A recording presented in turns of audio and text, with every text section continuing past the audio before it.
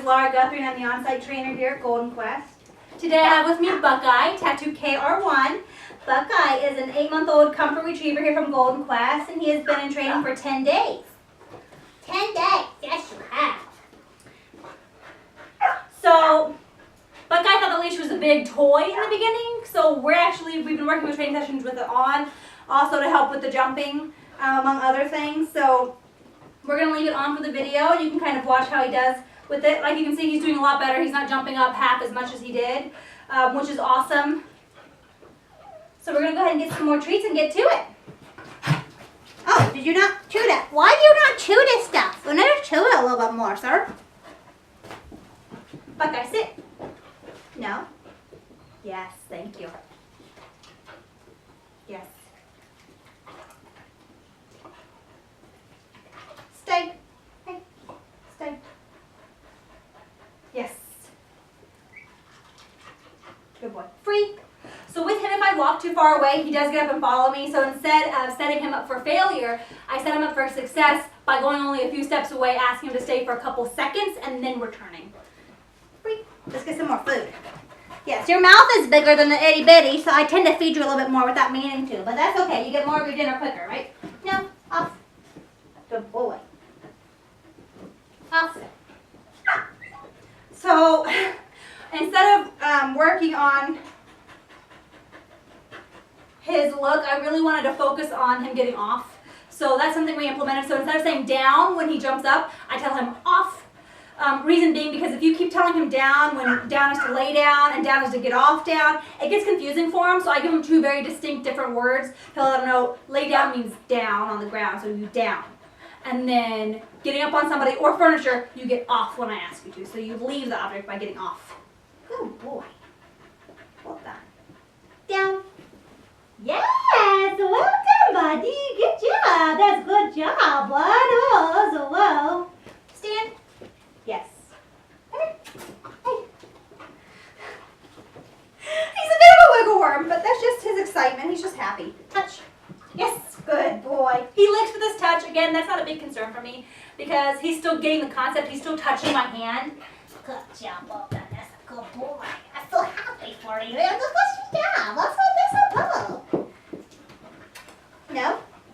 Off. So like you see, if I got him a little excited like that, just by giving him too much attention, he gets a little mouthy and he gets a little jumpy. So you kind of have to gauge to see where his, good boy, where his critical point is. So when he gets a little too overexcited and performs those behaviors, he's getting so much better at it, and it's just going to take more consistency on your part to let him know that's not acceptable with me. You sit like this and you get rewarded. Good job. Good. Shh. And then before I leave him, I try to calm him back down. Good boy.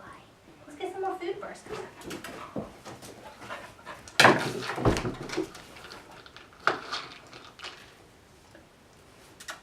Good boy. Place. Good. Yes. Good boy. So with place, I feed him directly on the place. That way he learns that the place is what gives him the reward, not necessarily always me. Because he's a little bit bigger, I'm going to allow him to be halfway off of it. And in the end, as long as 70% of his body is on it and he knows what he's supposed to be doing, that makes me happy. That's good. Good boy. Free. Good job. That's happy enough for me. With, yeah. Yeah. Well done, buddy. That's good. Sorry, I know it's hard because I need to make sure I'm focusing on him, but I also want to give you some tips and pointers and talk to you about why I'm doing certain stuff and how I do it. But I really need to make sure he feels like he has my undivided attention. Good boy. Let's get some more food. Yes. My hands are small. They can only hold so much. Good boy. Good. Hey. Let's fix this. I'm going to fix it. Good boy. Heel. No, that's not us. Thank you. Heel. Good. Yes. Because he has a habit of jumping, instead of holding my fist of food up here like I do with my dog, I'm holding it down because I want him to know that this is what brings him the value and the reward is this position right here. Yes. Heel. Good boy. Good boy.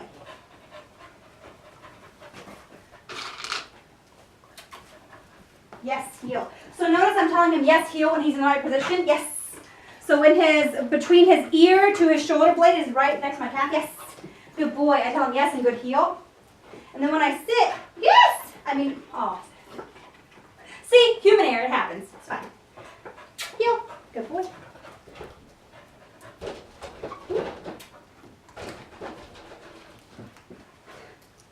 Now you're not going to do it. Come here.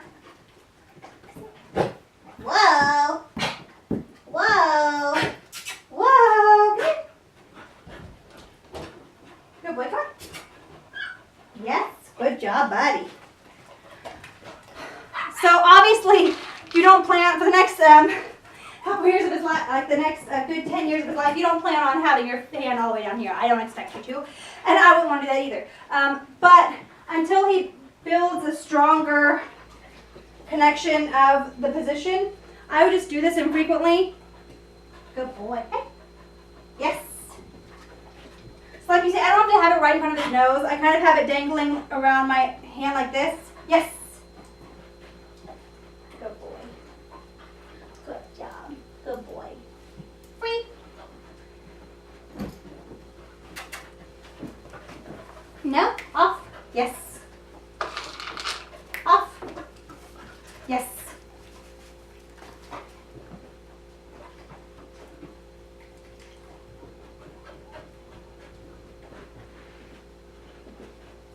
Great. Good boy.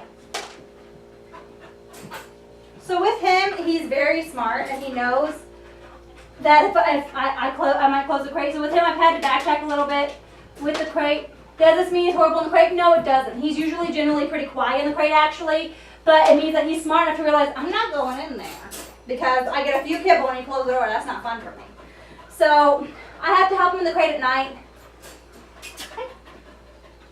And to be fair to him, this crate is literally his size. He has to duck. Yay! Good boy! This goes back to me not paying attention to him and not necessarily always you. Sorry. Good boy. Well done, bud.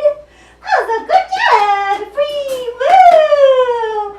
So like you just saw there, he actually went in. So instead of continuing talking, I wanted to refocus on him and tell him what a good job he did.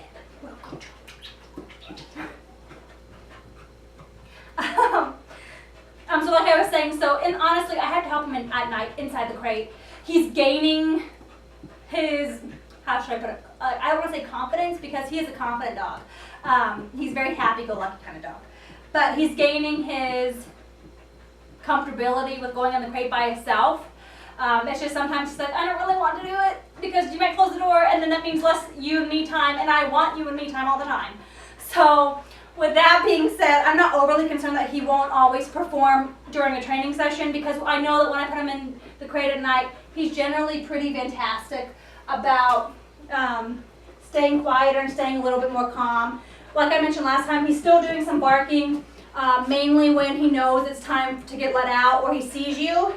But that's because he's so social. He loves people to death, which is why jumping and the attention mouthing is kind of a problem for him. But like I said, it's gotten so much better, and if you're consistent about telling him, no, we don't do that, and just kind of shoving him away and off and rewarding him for behaviors like sitting in front of you or even standing or something else that teaches him that you get my attention this way, he's done so well, and it's just going to be really, honestly, a lot of it's going to be on your guys' shoulder, making sure everybody is consistent. And that includes guests who come over. Don't even let guests do that with him because you don't want him digressing just because one person says it's okay. I would tell him, well, for us it's not okay. Don't feel bad saying that. This is your new baby, so just say, for us it's not okay. He's having some problems with doing that and we want to decrease that problem. Like you see right now, he's trying to jump. It's because he wants my attention. So I'm going to give it to him in a nicer way where he doesn't have to jump. Yes. That's a good one. Yes. Because he's just a big sweetheart. He just wants to love people.